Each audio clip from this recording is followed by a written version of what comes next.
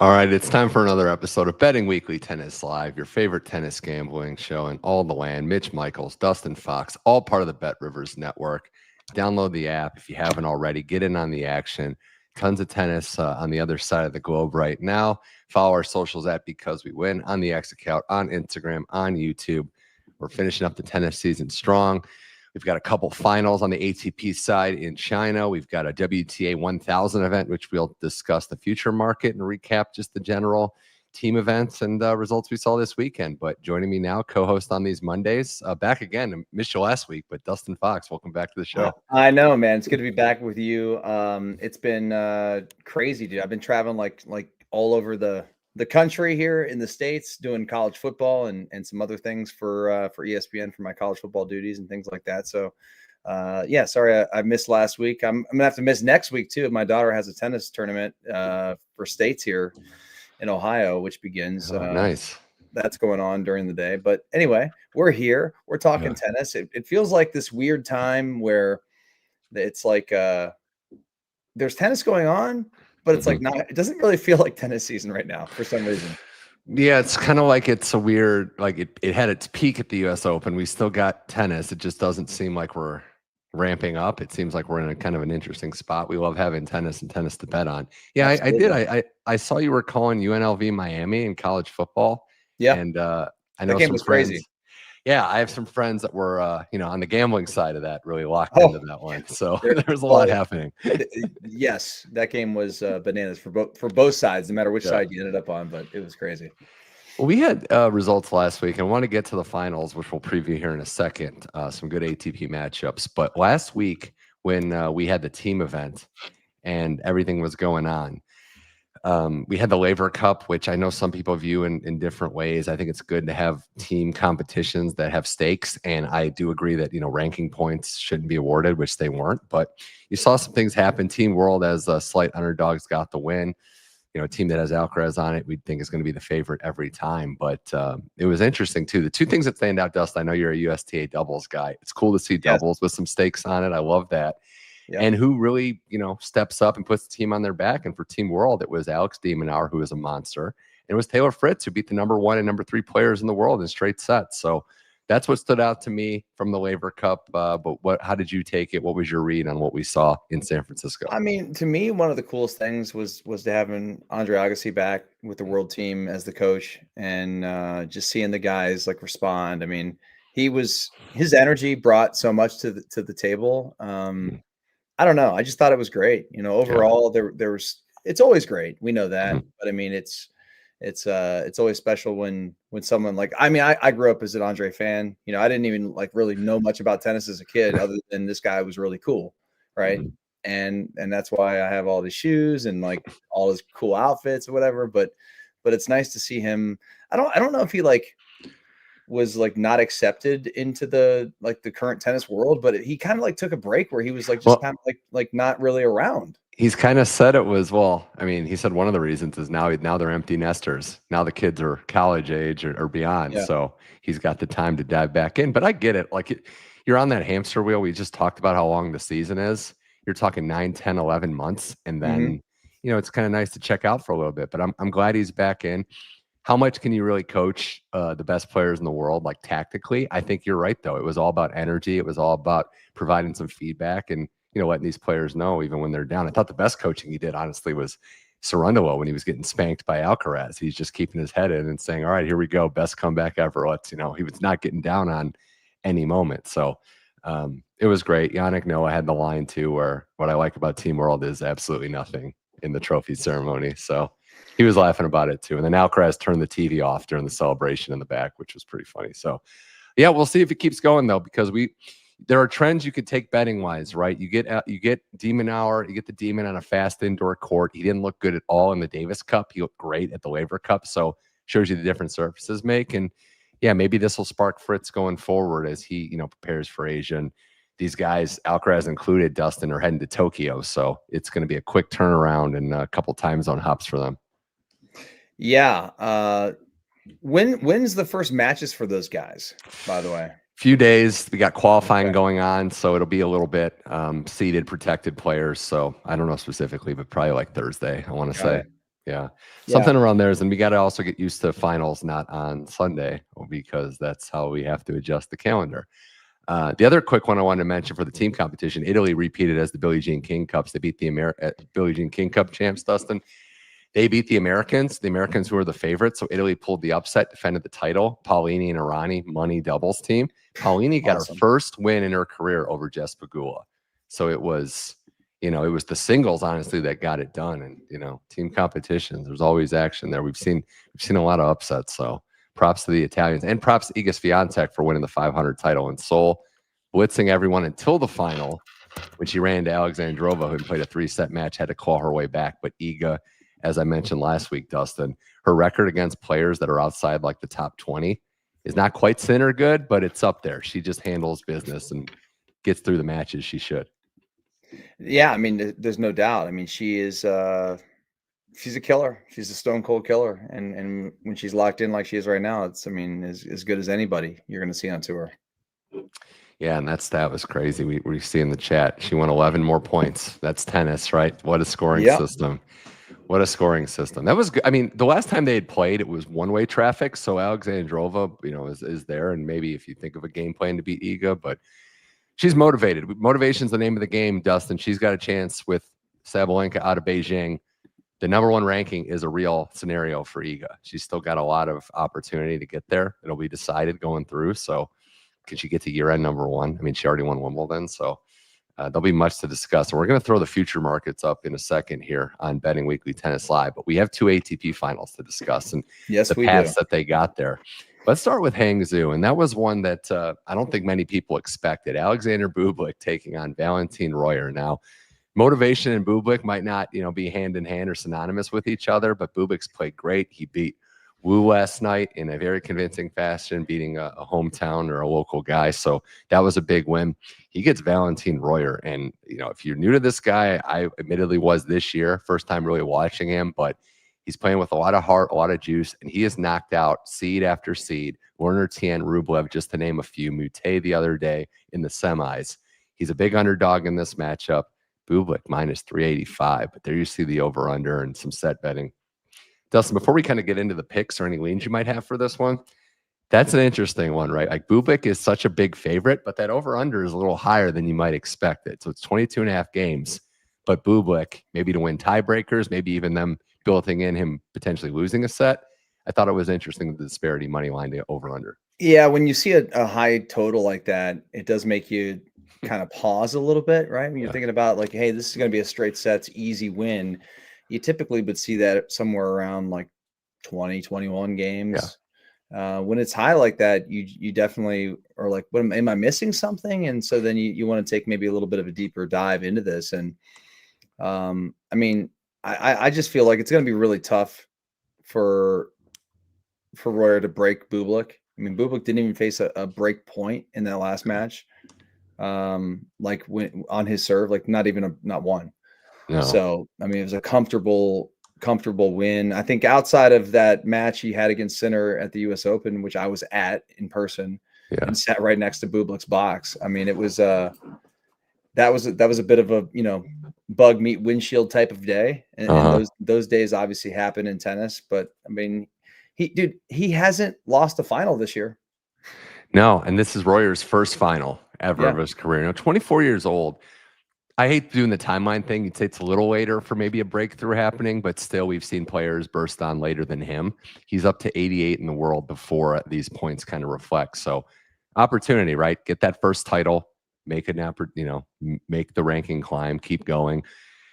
I think now at 88, he's going to be direct entry for the slams now. So we're talking about breaking new ground. But you said something there too, right? If Bublik serves lights out, it's over. Like Bublik, if he has a good serving day, it's over. But there's a real possibility Bublik's a little off. He might get frustrated.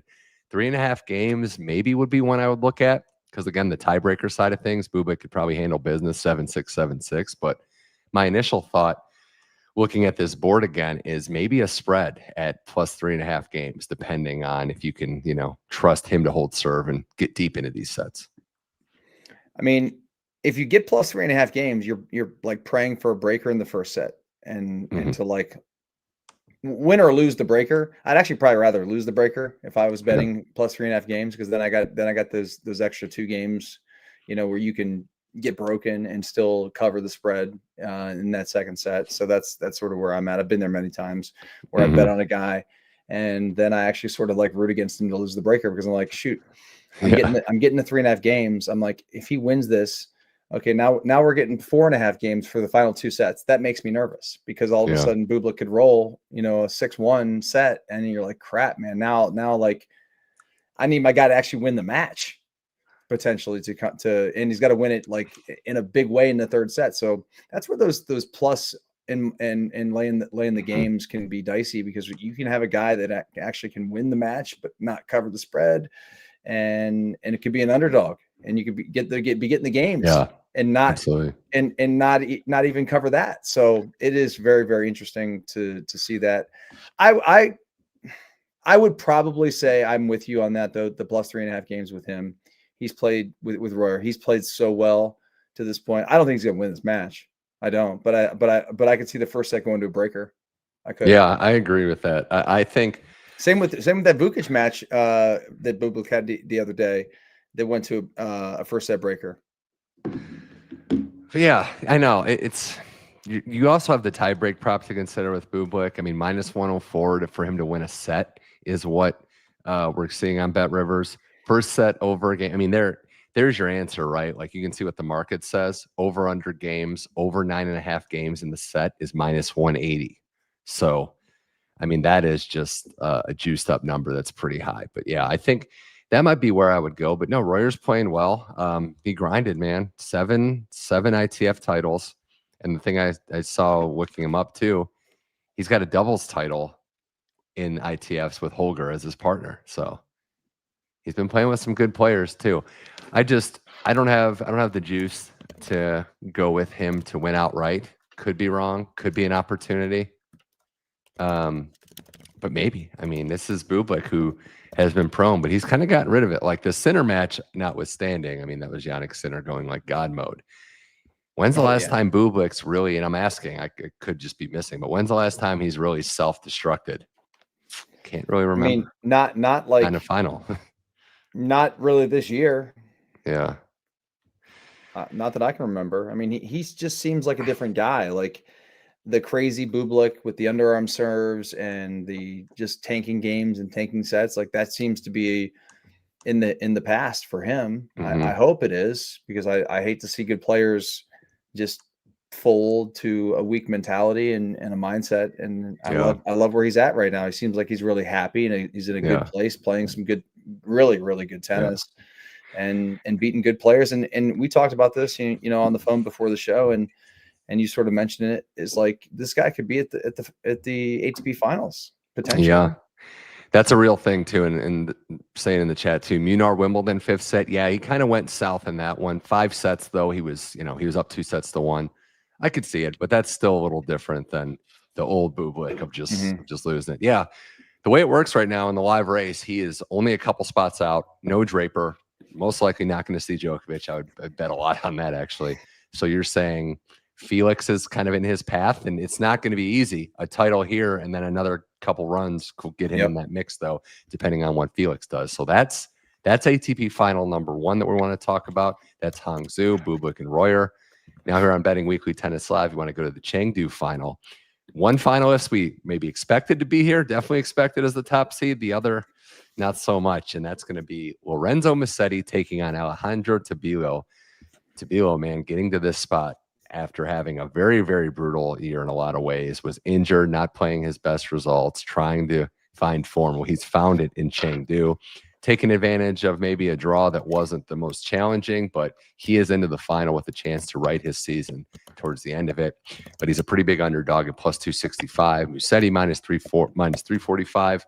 Game spread 3.5, over under 22.5. So another match that they're maybe expecting to be long. It has been some pretty heavy sets for Tabilo's case, but you can see him to maybe make this interesting. But it's Lorenzo Musetti, Dustin, and for the first time, I thought the U.S. Open, he kind of looked like he was back healthy. I know Sinner was a different type of problem, but there were issues with fatigue, with where he was. I thought the U.S. Open was the first time in quite a while that we saw Musetti look full form, full health. I mean, Musetti is looking really good right now. I thought his match against Shevchenko is how you say his last name? Shevchenko, yeah. Shevchenko, yeah. I mean, he 6-3, 6-1. He won 92% of his first serve points in that match. Didn't face a break point. Yeah.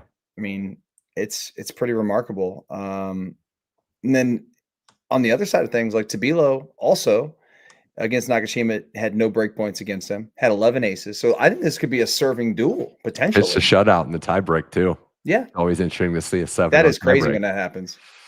You just feel like if you're down, once you get down like too many breaks, then you just start pressing and you've lost the first set. So you're seeing that you're going to lose the match. Yeah, Tabilo is interesting because he's got a couple wins over Djokovic. He's worked his way up, but has had to fight the Clay Merchant title. But this will shut people up, right? Win a hardcourt title over Musetti in a final would be, here you go. But yeah, Musetti at the U.S. Open. I mean, we talked about Munar. Munar's had a great year. I think he won 4 games against Musetti. That was, men's dinner. Obviously, that match was a disappointment. I actually had Munar plus the games in that match, and that was like really disappointing. Yeah, sorry to bring up old war ruins, but it's okay. You don't forget those old war battles that did not go in your favor. Put it that way. Isn't it better to just get destroyed? Like just wipe it clean early. Like, I don't know. I feel like if you can just rip the Band-Aid off and be like, loser, out, move on, next match. I mean, I'm kind of that way. I'm sure these players would prefer to not necessarily be that way, but I don't know. This is an interesting one. I think Tabilo is going to have to serve incredible to stay in this one. And he's also going to have to keep the pressure on, and I don't know if that's necessarily going to be able to be the case for him. He's the clear favorite. Musetti is. I don't know. I mean, well, I guess what I'm getting at now, because we're thinking about this, right? Like we have 2 finals, some names, some intrigue. Mm-hmm, yeah. Favorites are pretty big. I mean, and I'm just tossing scenarios out there. Do you think moneyline parlay for the favorites? Is that something you'd consider? Well, middle of the night favorite action. So we got like -3 something on let's go Bublik, through. and what's Musetti? So Bublik's 385. Okay, and then we got 345. Is Can that we enough? get close to like even money? Is it like -130? We put them together, or is it less than that, or is it higher? Well, let's take a gander, huh? Let's take a gander. I like it. I'm gonna do some quick calculations while we consider. I'm just wondering because like if we're not saying, yeah, it's about. I mean, what is that? -160, I think. 100 to win like 62. 100 to win 62. So you might need another leg, or you might need to think about like a spread action. But yeah, I mean, we're getting in that range. So. Depending, or you think upset. So I would say the one that could be an upset to me would be Tabilo. I think. I mean, just because he's just got more experience in bigger matches, and Royer is. I mean, I guess he's kind of an unknown. Like he's young, 24, as you said. Like, could he be? I mean, he's never played Bublik. Yeah.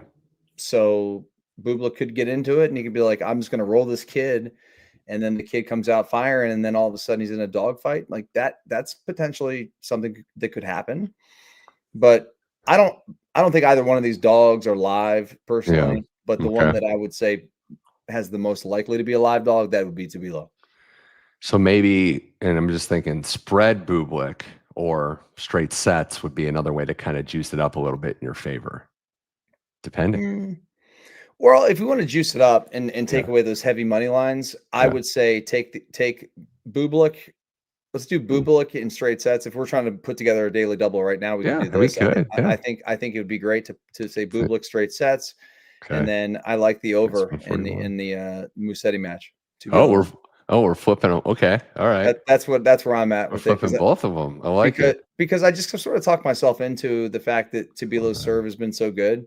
That if he can keep the pressure on, and what's our total in that one? Is it 22.5 as well? Yes. So -141 for straight sets, Bublik, which is still pretty, given where they think this is going. -109 for the over 22.5 games. That gets you a payout of +227, +228 range. Yeah. And here's what happens. If, let's say, similar to what happened in the Vukic match, it goes to a breaker in the first set and he happens to lose that breaker. Well, then you're going to get some really juicy odds on Bublik to win at that point in time. I mean, you're like, okay, well, he just got unlucky in the breaker.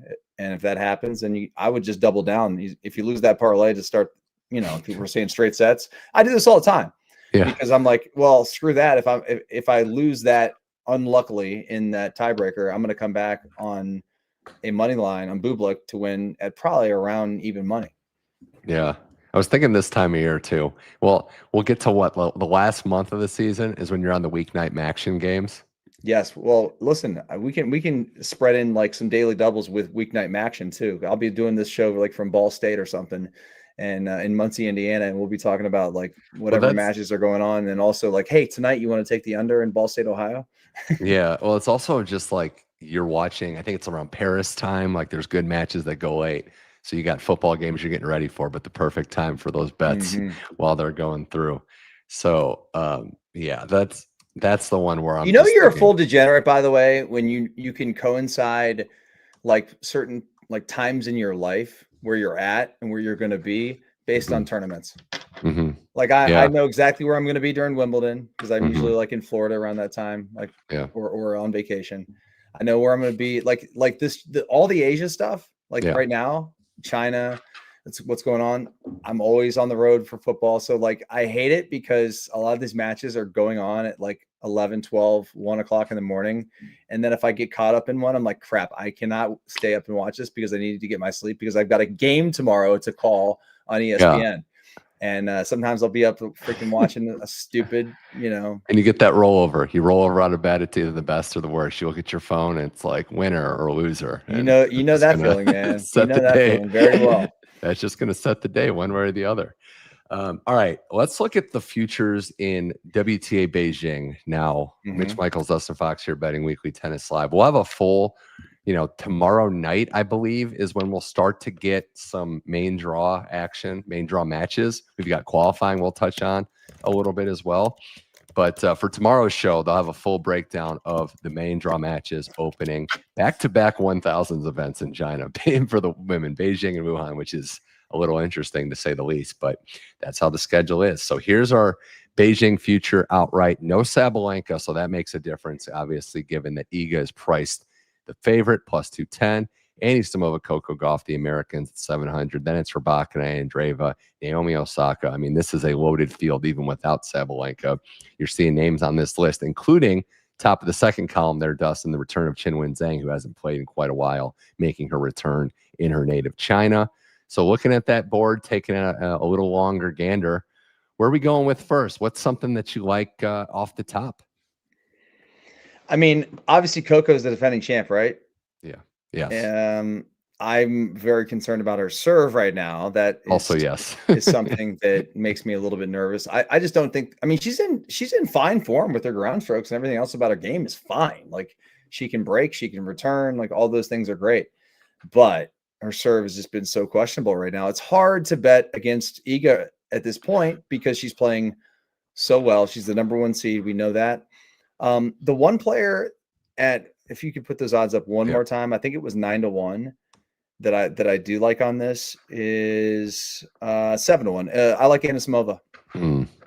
Yeah, well, I agree. I mean, she's had a great year. She won in the Middle East earlier this year, so I don't think travel concerns are an issue. She took wasn't part of the Billie Jean King Cup team, which would make me a little worried about some of those names of players like Paulini, like Pegula, that played deep into that tournament. Even Rybakina, who beat Pegula. Like, I'm wondering what the adjustment's like.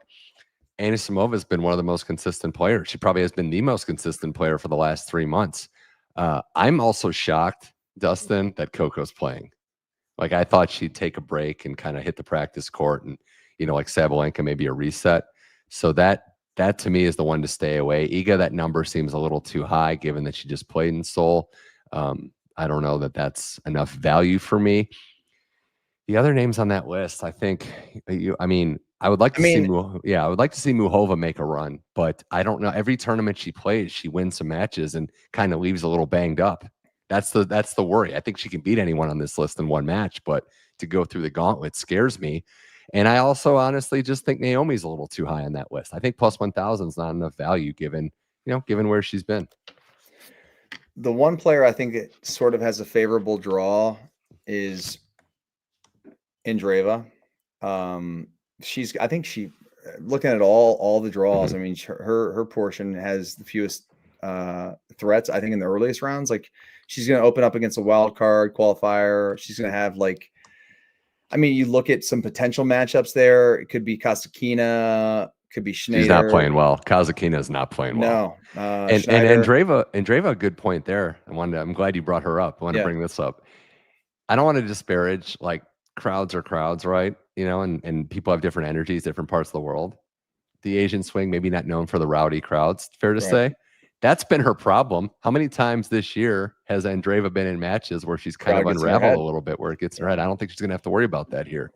And I think that would be a good one. But as someone points out, Anisimova plays Muhova early on in the draw. So that could be an interesting one to look at and to preview. But pulling it up again, anybody on the right side of this list, the longer shots that we're looking at? Maybe a sprinkle. Let me see. Who do I like from a long shot? I mean, what about riding with the young bucks, man? You know, Jovic or Mboko? Jovic getting that title was huge. Mboku, it's been a minute, right? Like, she lost early U.S. Open. How she bounces back, I just don't know, like, what to expect from Chinwin coming back here. This is more like intel for me before she gets to Wuhan, you know, the second of the back-to-back. So Towson could out-hit anyone. But yeah, Jovic, hey, if you're going to sprinkle on some, maybe Jovic isn't that bad. Because I think you could get to a situation where she has a run and you could get to the coveted hedge position in a match. That's dude, I like her game a lot. Who did she face at the U.S. Open that she ended up losing to? Eva Jovic? Yeah. She lost at the U.S. Open to... It was a good match. To Paulini, 3-3, but it was a little closer than that. Like, and she, like, fought at the end of that match, and it was just really impressive for a 17-year-old girl to play this well, and for her to win her first 500 at 17. And she's going to be... Where's she going to be in the top 75 player now in the world? Mm-hmm. Yeah. Oh, yeah. Well, last year's semifinals, Coco beat Muhova in the final. Coco beat Badosa, and Muhova beat Chinwin Zhang. So I'm looking at players that have done well. But we also had a qualifier in start of Seva make it there too. But I'm also seeing Mira's name as a quarterfinalist. So Mira might be one to look at for this tournament. I feel like she's due for a big result, and I could definitely see it happening. But what do you think about the fatigue factor of coming through Billie Jean King Cup, playing, and then going right to this? Do you think that's going to be a factor? I don't know. I've no idea how taxing that event is for these players. You know, it's not a Grand Slam, but it's right after a Grand Slam, and it's kind of sandwiched in between, you know, a big tournament. Yeah. So it's hard to say. I mean, I like it for younger players, fresh legs, you know, to get out there. Deal with more of this than some of the older players who've already been battling injuries throughout it's been a long year already, you know, and now you're coming to another part of the season here. Krejcikova plus 8,000, as we're seeing in the chat too. She battles, and I love her in any live betting situation. She ran into the buzzsaw that is Iga Swiatek, and the problem with the long numbers for Barbora, still, you know, getting her sea legs, let's say. Coming off of these big wins, it's tough to go back to the gas tank, you know, and that's what we've seen, right? The fight in her is just unmatched.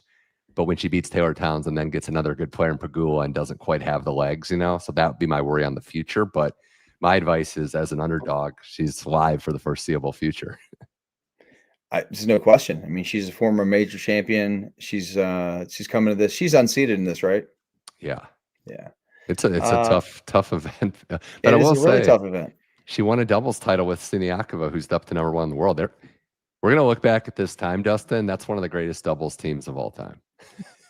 They were pretty awesome together. They won gold. They won the gold together. They've won multiple slams together. And I think there's a correlation for Barbora when they're together. How does Siniakova pick her partners, by the way? I think they pick her. I think there's like a bachelorette selection process. Really? Like who gets the rose? I mean, she's that good. It's, No, I know. Everyone wants to be her partner. I mean, it's just like she sort Mhm. of has the pick of the litter, it seems like, right? Yeah, I think there's, maybe that's something Coco could do, right? Like Coco winning tight, playing doubles was kind of good for her game. Maybe get out there, get some serves up, get some, practice. Paulini, it's helped And her you career. and you can have some fun and like just start to get some like build confidence back. You know what I That's mean? what I'm thinking too. Yeah. No, it's a good way to look at it too, because we're gonna have some main draw matches. I'm betting Weekly Tennis Live. It's gonna be a fun run all the way through. Mboku's an interesting one though, because we've shown she's big match tough and she can redline, but how she's managed the newfound fame and success. She was on the cover of, I think, like Vogue Africa recently, so she's becoming a star. Like it's coming. So I trust that she's got good people around her to help manage this celebrity overnight thing. But yeah, I think that's good. Any quick thoughts before we wind down this show, Dustin? We've got some qualifying tonight in that tournament. Anything anything to Yeah. look at? Anything at all? Yeah. The only thing that I was excited about, is the matches tonight. We got Monday Night Football here in the States, which Yeah, that's a good one. is a great one with Baltimore and Detroit. But I'll stay up, man, and watch these if I can. The Yeah. finals are going to be great, I think. Janice Chen's playing tonight. I've been high on her since she won her first match to the US Open. She's a big favorite though, minus 310. We got a comment in the chat too. Priscilla Hun tonight, plus 145.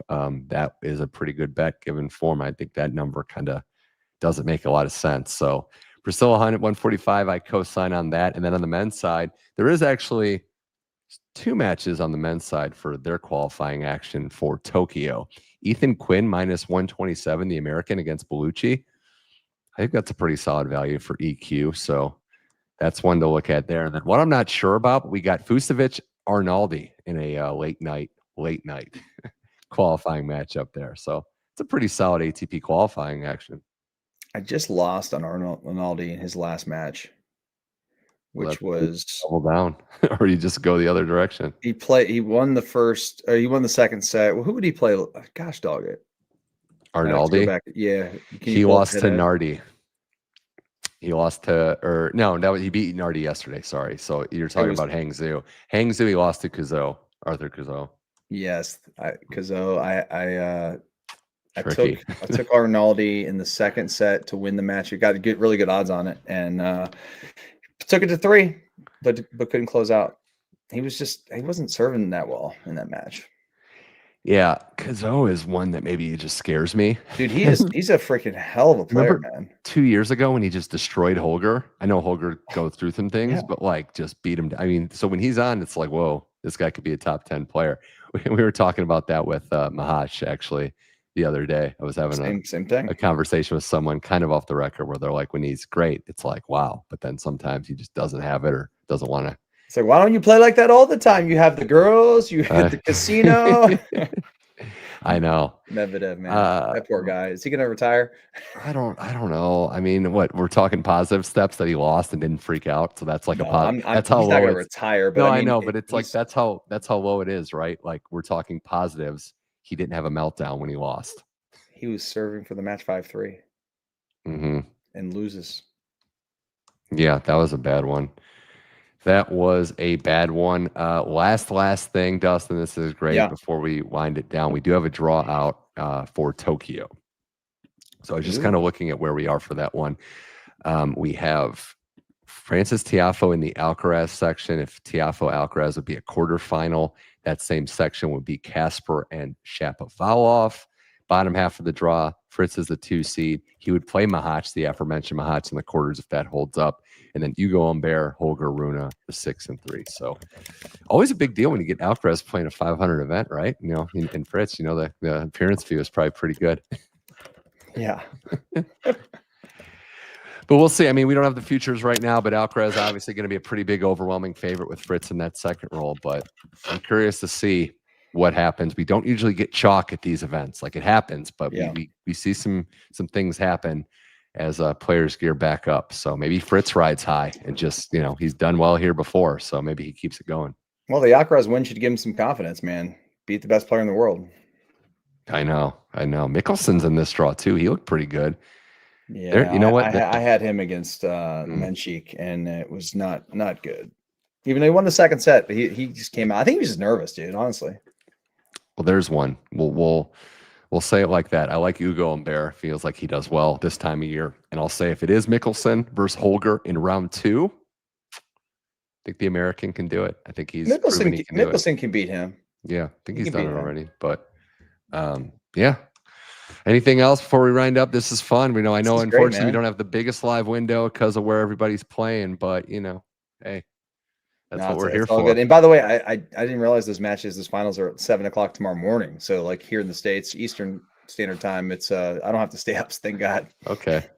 It'll be a little tougher for me. 4 a.m. wake up might be tough. Maybe if we get a tight third set, I'm up. That's about it. Get you a little coffee in you and get it going, man. Just get going.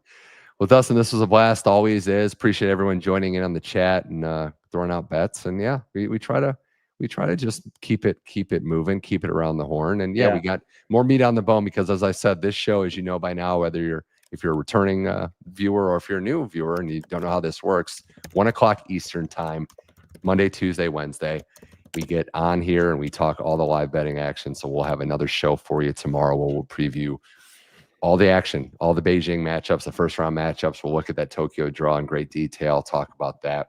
Always a good opportunity to get the newsletter as well, bettingweeklystudios.com. Monday is when the newsletter drops, the Insider on Friday. Ton of action in the sports world, soccer, football. We've got a lot of tennis still. Baseball playoffs are coming, so it's just going to be a great time. But Dustin, always a pleasure, man. Can't wait to chop it up next week. Yeah, man, you too. This was fun. A lot of fun, man. This was fun. We'll be back, as we said, 1 o'clock Eastern time. Bet Rivers Network. Download the app. Make all your tennis bets and follow the social channels at Because We Win. For Dustin Fox, I'm Mitch Michals. This was Betting Weekly Tennis Live. Thank you for watching, and we'll see you next time. We'll see you next time here on Betting Weekly Tennis Live.